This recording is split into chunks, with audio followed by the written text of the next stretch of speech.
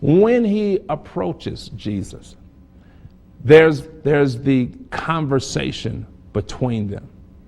There is the evaluation of his past life. And the scriptures share with us the troubles, the challenges that he has had. His disruption of society. He did not fit into the norms, to the conforming requirements of society, so they would chain him up. They would try to forcibly put him in right order. Watch this. This is interesting. They would forcibly try to get him in the right mind. We're going to tie you up. We're going to put chains on you. We're going to force you to conform to the right manner of life. I'm here to tell you, if you don't get the person's mind right, you can tie them up all day long. You cannot force people to live right.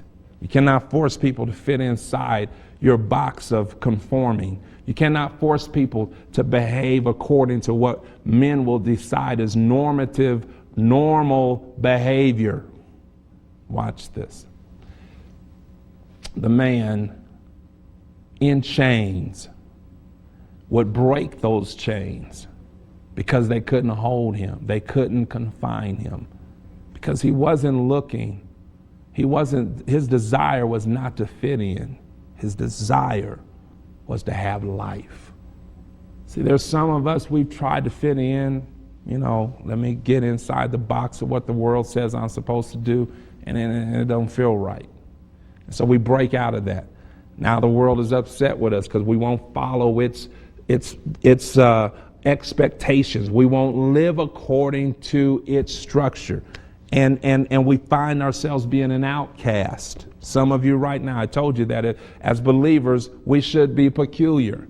Some of us right now are considered to be outcasts because you won't fit in to the normal way of thinking. That was this man. This man could not be contained. Interesting. But yet he comes to pursue Jesus. I want you to see something. The scripture says that he had an unclean spirit. I want to deal with that for a moment. The unclean spirit, when we look at the word, the Greek word that's used here, we would learn this, that it is the opposite or the anti of a clean spirit. In other words, he wasn't born with an unclean spirit. He acquired an unclean spirit. As a matter of fact, that the word for unclean means to be polluted, to be contaminated, to have come into contact with something that has made it lesser than what it originally was. He's no longer pure. He's no longer clean.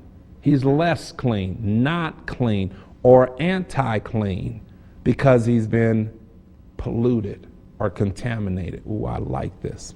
Here's why. Because see, when the world tries to force us to fit in to their norms, their values, the world actually pollutes our thinking. The world contaminates our thoughts, contaminates what we believe. And then when it doesn't work out, they call us an outcast, want to tie us up, chain us up, because we won't fit in. But that's after polluting, contaminating our thinking.